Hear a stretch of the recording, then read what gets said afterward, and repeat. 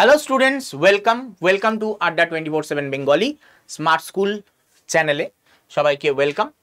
আমাদের আজকের এই টপিক হচ্ছে মাধ্যমিক এই শেষ মুহূর্ত, 10 তারিখ থেকে পরীক্ষা। এই শেষ মুহূর্তে তোমার কি কি করণীয় এবং এই পরীক্ষার হলে যাওয়ার আগে তোমার কি কি দেখে নেওয়া জরুরি সেগুলো একবার দেখে নাও। এই হাতে আর ধরে নাও 10টা দিনই ধরো, মানে রাউন্ড ফিগারে আসো 10টা দিন ধরো। তো এই হাতেই 10টা দিন রয়েছে, এই 10টা দিন কি করবে তার আগে আমি আমার পরিচয় দিয়ে নিই। আমি হলাম শুভাশিস ভট্টাচার্য, প্রায় 7 বছর ধরে তোমাদের পড়িয়ে আসছি। এই এক্সামের জন্য তোমাদের আমি কিন্তু গাইড করে থাকি এই চ্যানেলে। তো দেখো, পরীক্ষার আমি দুটো পার্টে বলবো যে পরীক্ষার সময় এই 10 দিনে তোমার কি কি করা উচিত এবং কি কি করা উচিত নয়। দেখো, যদি আমি দেখি যেগুলো করা উচিত, সবার ফার্স্টে এখানে ডোন্টস লিখছি, ভালো করে বুঝবে যে ডুজ কি কি আছে তোমার কাছে। ডুজ কি কি আছে দেখো, তোমার এখন আর নতুন কিছু পড়ার নেই, নতুন কিছু পড়বে না। তো আমি ডোন্টসে লিখছি নতুন কিছু পড়বে না, কারণ আর শিখতে পারবে না, উল্টে গুলিয়ে যাবে যেটা পড়েছো, পড়বে না। তাহলে কোনগুলো পড়বো?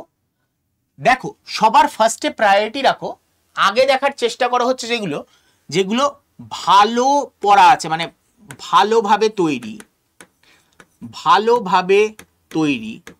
আমরা দুটো হতে পারে, একটা ভালোভাবে তৈরি আর একটা হচ্ছে ভালো তৈরি নয়। পড়েছো কিন্তু ভালো তৈরি নয়, এই দুটো ভাগে আমরা দেখতে পাই। তো ভালোভাবে যেটা তৈরি সেটা 3 দিনের মধ্যে, নেক্সট 3 দিনের মধ্যে, ফার্স্ট 3 দিন, এই 3 দিনের মধ্যে পুরো রিভিশন দাও, এই 3 দিনের মধ্যে পুরো রিভিশন হবে। আর যেটা ভালো তৈরি নয়, যেটা ভালোভাবে তৈরি নয়, সেটা কি করবে? নেক্সট 3 দিনে তোমরা এখানে রিভিশন দেবে, নেক্সট 3 দিনে রিভিশন দেবে। হয়তো ভালো তৈরি নয় চ্যাপ্টারের সংখ্যা কম হবে, ভালো তৈরি চ্যাপ্টারের সংখ্যা বেশি হবে, কিন্তু দিন একই, কারণ এটা পড়তে তোমার একটু বেশি দিন সময় লাগবে, এটা পড়তে একটু কম সময় লাগবে।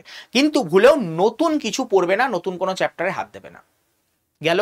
এবার এই সময় প্রচুর প্র্যাকটিস করো, নতুন করে প্র্যাকটিস করো, কিন্তু নতুন কোনো অঙ্ক পেলে, নতুন কোনো কিছু পেলে একদম নতুন কিছু নয়, নতুন কিছু প্র্যাকটিস কিন্তু ভুলেও নয়, এটা তোমাকে কনফিউজ করে দেবে।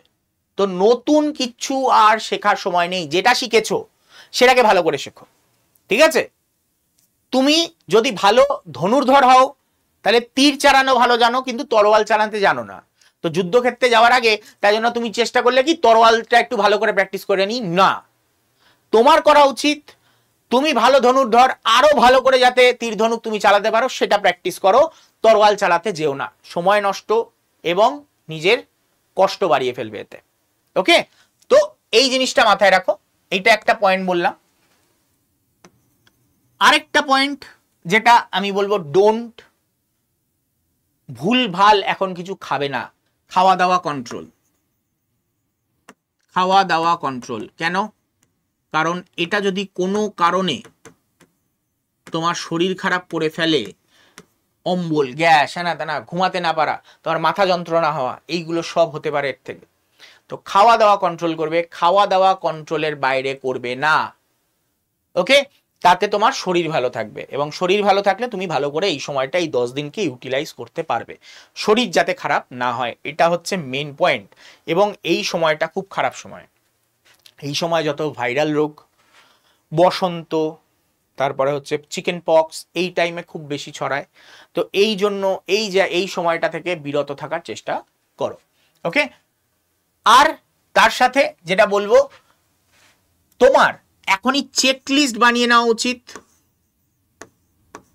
চেকলিস্ট কিসের? তোমার প্রিপারেশন চেকলিস্ট।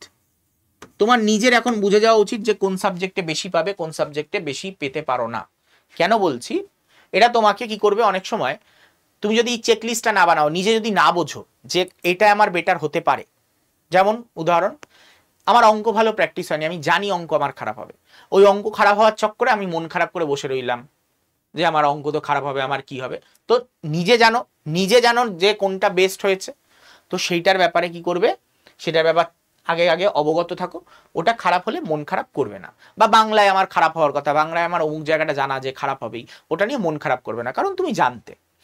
আর সব সময় একটা জিনিস ফলো করবে, ডান অ্যান্ড ডাস্টেড। পরীক্ষা দিয়ে এসছো, কোয়েশ্চেন নিয়ে আমি 2 ঘন্টা বসে রইলাম না, ডান অ্যান্ড ডাস্টেড হয়ে গেছে পরীক্ষা, ব্যাস মিটে গেছে। আমি কোয়েশ্চেনে কত মার্কস পাচ্ছি আমি গুনতে বসবো না, এটা খুব খারাপ জিনিস, এটা সব থেকে আগে ভেঙে দেয় সবাইকে। ডান অ্যান্ড ডাস্টেড, পরীক্ষা দিয়ে এসছো ভুলে যাও, নেক্সট পরীক্ষার জন্য ভাবো। এই জিনিসটা না করলে কিন্তু বিপদ, ঘোরতর বিপদ হতে পারে, ঠিক আছে? ওকে। আর আরেকটা জিনিস যেটা, যেমন অঙ্ক পরীক্ষার আগে তোমাদের একটা লং ছুটি রয়েছে, তো সেই সময় চেষ্টা করবে টিপিক্যাল সাবজেক্টগুলো, যেমন সায়েন্সের সাবজেক্টগুলো, অঙ্কের সাথে সায়েন্সের মিল আছে, তো সায়েন্সের সাবজেক্টগুলো ওই সময় শেষ করে নাও, যেমন হচ্ছে physical science and life science. তো physical science, life science and math করার চেষ্টা করো, সব থেকে বুদ্ধিমানের কাজ হবে, কারণ ম্যাথের আগে তোমরা ছুটি পাচ্ছ। ম্যাথ 2 দিন করো, বাদ বাকি একদিন পরীক্ষা দিয়ে আসছো, ওই দিন বায়োলজি করে নিলে, তারপরের দিন ফিজিক্স করলে, ফিজিক্যাল সায়েন্স করলে, তারপরের দিন 2 দিন অঙ্ক করলে। তো এইভাবে করার চেষ্টা করো, তাতে তোমার বেটার হবে। এবং ওই রিদমটা, যেহেতু সায়েন্সের রিদম সবকটার একই হয়, তো তাই জন্য তোমার ওইটা বেটার হবে, তোমার জন্য বেটার হবে, ঠিক আছে? তো এই রইলো তোমার কিছু ডুজ। আরেকটা বলবো আমি, পরীক্ষার হলে যাওয়ার আগে সব থেকে ইম্পর্টেন্ট জায়গা, এখানে অনেকে ভুল করে বসে, পরীক্ষার হলে যাওয়ার আগে তো তোমার অ্যাডমিট কার্ড কি কি দেখবে, পুরো বাড়ি থেকে দেখে নিয়ে বেরোবে। পেন নিয়েছো? হ্যাঁ নিয়েছি, ওকে। পেন্সিল নিয়েছো? হ্যাঁ নিয়েছি। তোমার জ্যামিতি বক্স যদি প্রয়োজন পড়ে, জ্যামিতি বক্স নিয়েছো? হ্যাঁ নিয়েছি। অ্যাডমিট কার্ড নিয়েছো? হ্যাঁ নিয়েছি, ঠিক আছে। রেজিস্ট্রেশন কার্ড নিয়েছো? হ্যাঁ নিয়েছি। তো সব কটা ওকে আছে? ওকে আছে।